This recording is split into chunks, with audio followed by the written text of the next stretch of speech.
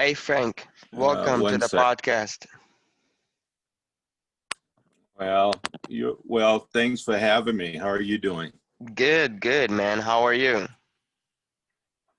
I'm good. I was going to hang up on you, man. Didn't know you were coming in.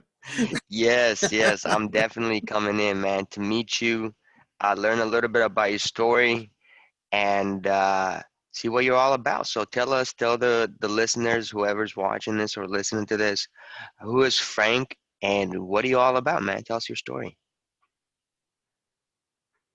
Well, in summary, um, I'm an old guy, so I was born in the South, in the segregation, way back in 1956. So, um, I born and raised in segregation really was put some touch points in my mind and my heart that made it very difficult for me to see myself as worth anything or worthy or as good as other people. So that's where I came from. 18 years old, I enlisted in the Air Force. I live in Colorado Springs now, and that's how I ended up being in Colorado Springs. Spent 8 years in the Air Force. At 26, got out, came back to Colorado Springs, and my old mindset caught up with me, and I ended up being a homeless guy here in the streets of Colorado Springs. One gentleman passed by one day and asked me to tell my story to him. Hmm. I did, and he took me home with him. So that's how my new life began at 26 here in Colorado Springs. Wow. So when he took you home, like, what did he teach you? Did he teach you things or what happened? No, he didn't really teach me things. He just taught me that human beings can look beyond the obvious of another human being and see that they have some worth and value. So I think that was the biggest lesson I got out of him, being willing to take that chance and Wow. take me home with him. I only spent 3 weeks with him, and but I then started my work journey. Um, Went into um, it was kind of odd because one year I was sleeping underneath a bush in the park downtown. Exactly 1 year later, I was the chief of the fuels management branch working for Raytheon at the Air Force Academy. So Wow. yeah, so it was really an incredible opportunities that opened up before me, and started doing leadership development, interpersonal communications training in corporations, which really set the tone for the type of work that I do today as a business coach, helping entrepreneurs gain hope and empowerment and encouragement for their journeys. Okay. Nice, nice. So like you work with entrepreneurs on like, find their path, find motivation. Um, so if let's say, because I work with business owners too, and Mm-hmm. I feel like, and we do their marketing. We're like hands-on marketing agency. Mm-hmm. But I feel like sometimes I'm also a business coach as well because they're like, what if this doesn't work? What if that doesn't work? And I'm like, dude, you gotta take out your limited beliefs of what you can and what you can't do, you know? Because if it has worked for someone else, if someone else has found success using this method, using this strategy, and they're killing it, there's no reason why you shouldn't do the same thing. So tell us a little bit about what you tell your students or the people you consult when they come to you and they're like, I need motivation. Like, I like what I'm doing.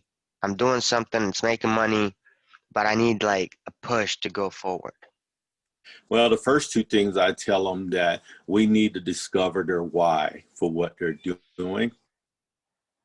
And the best way to find their why is to reevaluate their story. I believe with all my heart that the natural course of a human story leads to their purpose.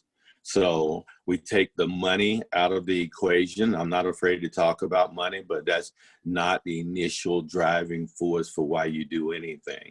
We take the people out of the equations. People can't be your why. It's not your why for your babies or any of those things. There has to be a compelling drive within you, created by the story that you've lived for you to do what you're supposed to do. So what we consult with initially is finding out what a person's purpose is, what they were made for, and if they're really and honestly going into a part of business that makes sense for whom they were created to be. Nice, nice, nice. So what kind of entrepreneurs do you work with? Do you have current students, current people you do consulting for? Absolutely. We don't niche. Our niche is between the concept of an idea and 5 years, because I believe that a person comes in because they already have the expertise about what they are trying to do. That's not Mm-hmm. what we're enforce. We're trying to reinforce that they're the actual person that should be doing this, and Mm. strategy around those and get exposure for them in the community so that people know that they're doing this. Doesn't matter how well you do what you do if no one knows you're doing it. So Mm-hmm. so we get a great exposure points for them after we determine that this is exactly what they're supposed to be doing. Okay. So is there some kind of like assessment test or questions that you ask these guys or these girls No, on like if yes, they're doing go ahead. I'm sorry, I interrupted you. so so for example, like we have something called the niche calculator, and Mhm, one of our programs is to help people help business owners with marketing. mhm. And they don't have to necessarily do all the work. They can outsource and get the work done somewhere else so they enjoy the time of freedom. But the niche calculator is basically a certain quiz that they answer questions like niche, how much they're making, what's the customer, and at the end of the quiz, it gives them a number like 22 out of 30, 30 out of 30, and that number determines if they're on the right track, if their niche is the right niche. So that's what I was asking, like if you guys had some kind of process or system of asking them questions to determine what is it that they're having trouble with. We do, but the questions don't. It's not systematic Mm, like that you do. I'm sure, because I'm not down on assessments, Yusuf. I think they're helpful. I'm not the biggest fan of assessments, to be perfectly honest with mm, you, because people normally revert back to the habits they're in. So what we're trying to bring out of people, not what they can be, but what they already are, and then strategize how to live what they already are. I think that's a different twist on humanity, and because it's proven 90% of people that even do assessments don't follow through, and mm-hmm. from what they bring out of the assessments and etc. So where the questions that we are asking individuals after we've uncovered their story is story questions that uh, matter for them, so that they're not generic questions, questions that really bring out the substance of who they are. Got it, got it, got it. And yeah, it's basically like a custom-made questions for them at the time and moment for their own situation. That's pretty cool. Yeah. So, so tell me a little bit more about how are you getting people to do consulting with you? Like, are you running some ads? Like, let's say Sam Ovens, he's the huge in consulting. There's some other people that do ads, and you probably see their ads all the time. How are you going about that? Well, I have a big social media presence that I built. my business plan was written on a Post-it note. And I know that Wow. sounds crazy for people, but it was. My first year, I was going to go out and I was going to create the relational capital that I became the most recognizable name in small business in my region. And that's what I Okay. did. So I didn't care whether I made money or not. That wasn't the point. The point was to gain that brand and that traction through that. So now everyone knows me. So marketing for me is not marketing. Is right now marketing for me is trying to market other people because Okay. I have that footprint. So, so as let's say a business owner or somebody who's trying to do the same thing and get that organic reach, what would be like the first step? The first step is work. Get out into your community, right? And Yeah. show genuine interest in other people and create a platform of service to others the best way that you can. That's the initial step because it's not about you.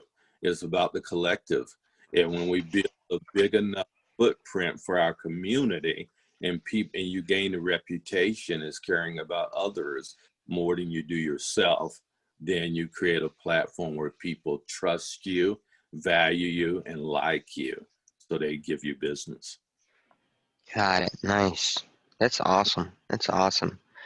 Um, so is there anything that you would like to add? Like, for somebody who's hearing this and they're kind of stuck, they're thinking about growing, but they may be afraid. What would you tell them? Like, what would be like the best advice for like business owners? I would tell them everyone's afraid. So Mm, join the wagon, right? We do this stuff afraid. It's just part and parcel of what business is. But have enough, gain enough collaborative in your space, be transparent, vulnerable, and honest enough in that place where people can speak into your life. You don't have to have a formal coach or something like that. But you do need to have people that you trust that can speak into your life because we all have blind spots to create a platform so you can determine the business that is your dream really your dream, or did you read a good book and this sparked something in you that you thought you could do but it's really not who you are. So let's determine if you're really in a space you're supposed to be. If not, there's no shame in exiting that or trying something else or even going back and getting a job. And I have no problem telling people you just need to get a job, support your family, and do that. There's no shame in that because entrepreneurship is tough. It's yeah, very, very hard. So that's what I would tell people. Find out if you are really the person that is supposed to be in that space. you're so 100%, 100% right. And I've been exactly in that situation where as an entrepreneur, you get some months or a whole year when you're like, oh crap, I didn't make much this year. So you Yeah, have to go get a job, support the fam, you know, and using that job, don't don't give up on your brand yet. Still yeah, go at it because at some point it's like popcorn, it's in the microwave and it's just ready to pop. And then when it starts popping, you can just quit again and then go be a full-time entrepreneur. And that's exactly what I did. I had a job for a while, and then my company out of nowhere we just figured it out. We just figured out a way to get more clients, and yeah. now we just tripled in revenue. So I didn't have to go back to that job no more. So Congratulations. you're 100% right. Yeah, yeah. Awesome, There's no awesome. shame starting and restarting. You were exactly right, my friend. And thank you for sharing that. Awesome, awesome. Thank you so much for hopping on. Thank you for your time. I You're welcome. appreciate you. Um, we're gonna be posting this on a few places for people to reach out with you and have like maybe like a consulting session or maybe like how do they reach to you? Do you have a website, phone number, or something? I have all that. Go to dreamagainllc.com. Go to my calendar and schedule a time. Dream Um, Again. That's pretty cool. yeah, that's the name of our company, dreamagainllc.com. All right, man. We'll check that out. You guys check it out as well. Um, Thank you again, and have a wonderful man. Thank you for hopping on. You bet. Have a great day, my friend. You too.